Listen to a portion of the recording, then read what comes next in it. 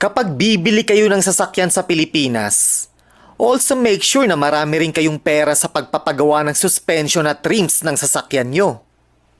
Ang malaking amount ng patience ay also a must.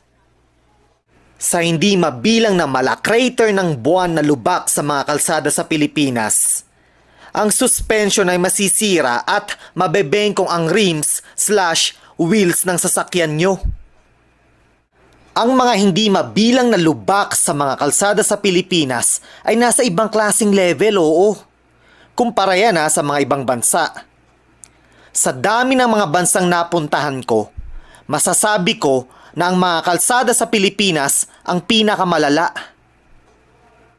Sa bansang Pilipinas, hindi nagbibigay ng atensyon ang mga opisyalis ng gobyerno para ayusin ang mga random na lubak.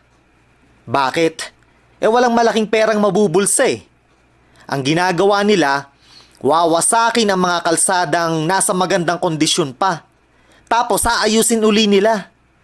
Bakit? Syempre, the more na mas malaking project, mas malaking pera ang nabubulsa.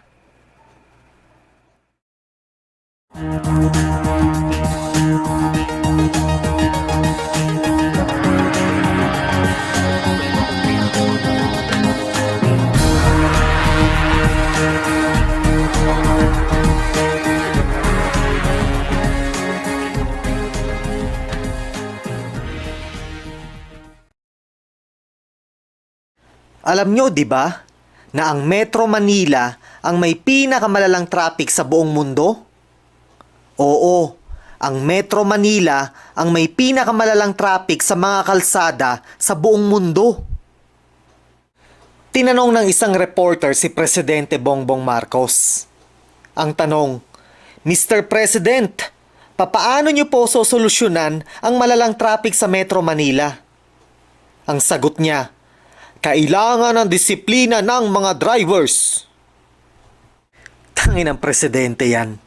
Mahina talaga tsaka banban. Well, oo. Totoo nga naman na talaga nga namang kailangan natin ng disiplina sa kalsada.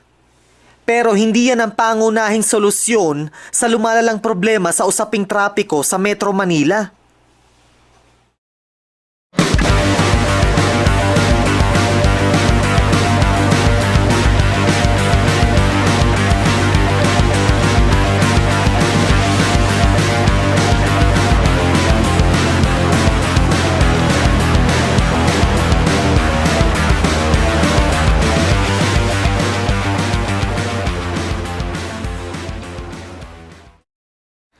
Alam nyo, sa Pilipinas, napakadaling bumili ng sasakyan. Kahit na yung mga buyers wala namang cash para mabayaran ng buo ang sasakyan. Oo, madaling mangutang. Dahil yung mga ahente, yung mga loan manager sa dealerships at sa mga bangko ay may scheme. Scheme na kung saan madaling nakakautang ang mga buyers kahit na sira ang credit nila o walang credit at all. Sabot-sabot yung mga yan. Sabot-sabot silang lahat in the name of profits. Mga buwaka ng ina nyo, ang kapal ng mukha nyong bumili ng sasakyan, wala naman pala kayong pangbayad ng cash para sa full payment. Hoy, mga punyeta kayo. Kung wala naman kayong pera para mabayaran ng buo ang sasakyan, pwede bang manahimik na lang kayo? Huwag na kayong magdagdag ng isa pang elemento sa napakalalang traffic sa bansa. Yang mga buwaka ng inang yan na nagdadrive ng malalaking pickup trucks at SUVs na tadtad ng mga ilaw na nakakasilaw, usually, yan yung mga hindi naman bayad ng buo ang sasakyan. Kung makapag-drive yung mga yan, akala mo silang may-ari ng kalsada. Puchat, hindi nga nila bayad ang sasakyan nila Asar ako sa mga buwaka ng inang yan.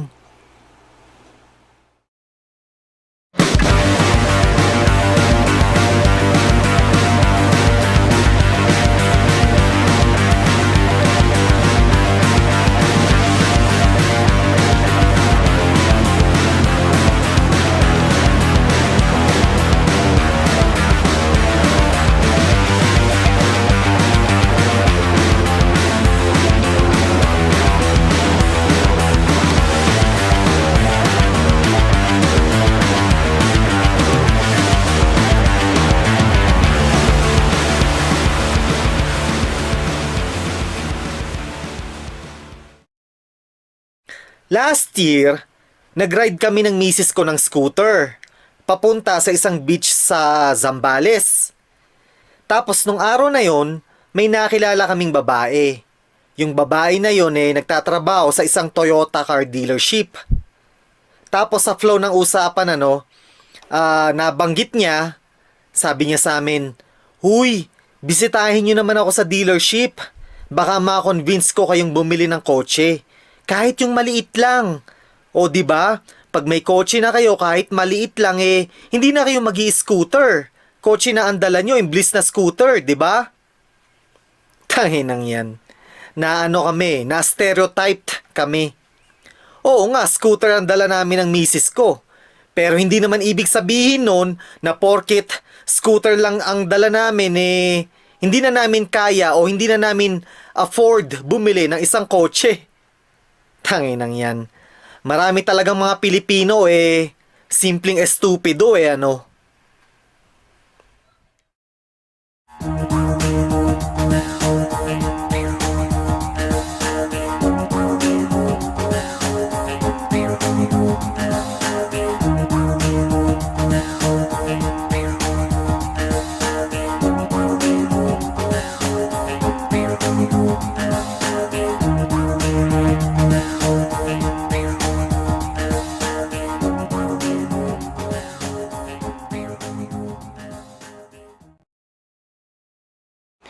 Recently lang mga katoto ayon sa mga online news articles, may report sila. Ang sabi nila na ang bansang Pilipinas daw ang pinakadelikadong bansa sa buong mundo. The Philippines ranked number 1, followed by Colombia, and then Mexico. Ano ang masasabi nyo dito mga katoto? Na ang bansang Pilipinas daw ang pinakadelikadong bansa sa buong mundo. Agree ba kayo o disagree?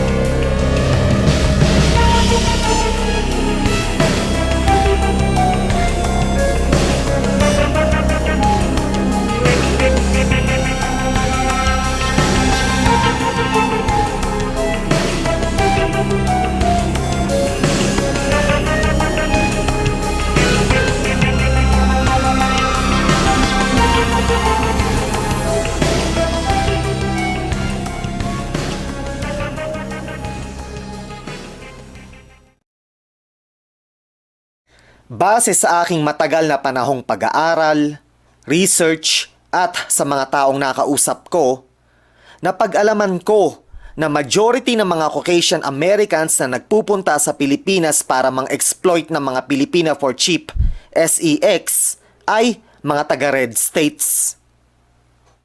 Marami sa kanila ay mga Republicans, Donald Trump, at MAGA supporters/fanatics. Yan yung mga taong nakaasa lang sa kakarampot nilang retirement money, which is funded by blue states like California, by the way. Yan yung mga taong uneducated at misinformed na galit sa mga Democrats at blue states.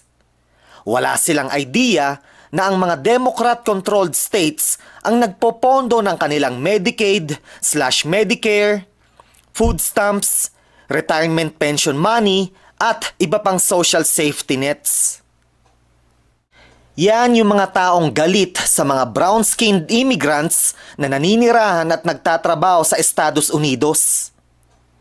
Ayaw nila sa mga brown-skinned immigrants, pero feeling fine naman sa pagpunta sa mga mahihirap na bansa na kagaya ng Pilipinas para pakainin ng kanilang SEX-UAL, satisfactions and desires. Mga ipokrito.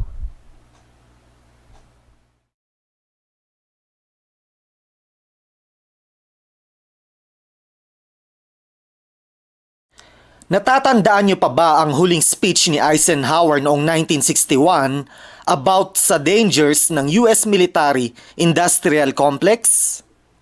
Well, tama siya. Ang mundo ay mas naging delikado at unstable at oo, yan ay dahil sa too much power and greed ng US military industrial companies. Ang mga hidwaan at gera ay a trillion-dollar business. Yang mga warmongers na yan at ang kanilang mga kompadre sa Kongreso at Senado ay walang pakialam sa buhay ng tao, kundi sa kung papaano nila patatabain ang kanilang mga bulsa. Hindi nila gusto ang kapayapaan, kundi ang walang katapusang hidwaan at gera. Tandaan nyo mga katoto, na ang gera ay isang napakalaking source ng pera at kapangyarihan. Mula 2001 hanggang 2024 mga katoto, gumastos ang Pentagon ng 14 trillion US dollars. Ganun kalaki, oo. Napakaraming pera para sa hidwaan at gera, pero walang pera para sa libreng college tuition fees para sa mga kabataan at wala ring universal healthcare para sa lahat. Did you know that the United States' top 5 military-industrial companies supply more than 50% of the world's military weapons, ammunition, and machines? I will say it again, folks, that wars and military conflicts are a mega profitable business.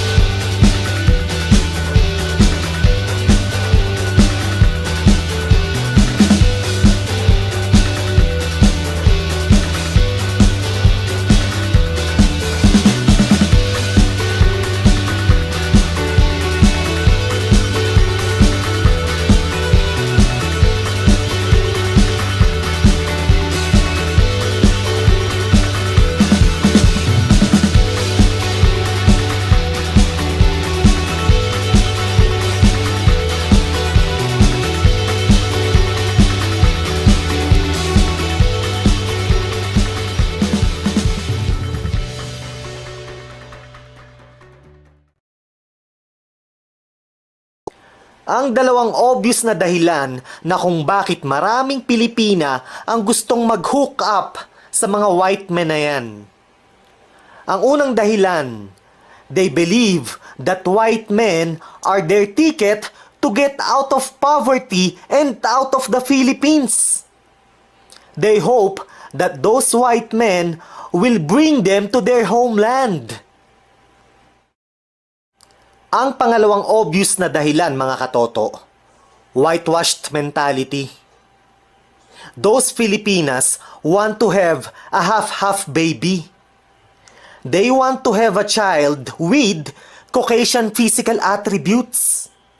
Alam nyo naman sa Pilipinas, ang mga taong puti ang balat iniidolo at sinasamba. They proudly brag about their half-white children because in the Philippines, majority of the population worship people with fair skin. Yan ang katotohanan. Yan ang reality sa bansang Pilipinas. Oo no. Siyempre, obviously, those Filipinas have no sense of nationalism and have no pride at all.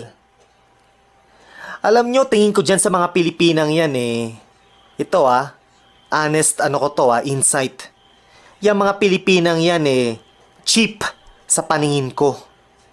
Wala akong karespe-respeto sa mga Pilipinang yan. Yang mga puting lolo na yan, na mas matanda pa sa mga lolo nyo, yan yung mga umaasa lang sa napakaliit nilang pension/retirement money. Nagpupunta sila sa Pilipinas to exploit women in poverty dahil alam nila na yung dolyares nila mas malayo ang mararating sa Pilipinas kumpara sa homeland na kung saan man sila galing. Yan ang katotohanan.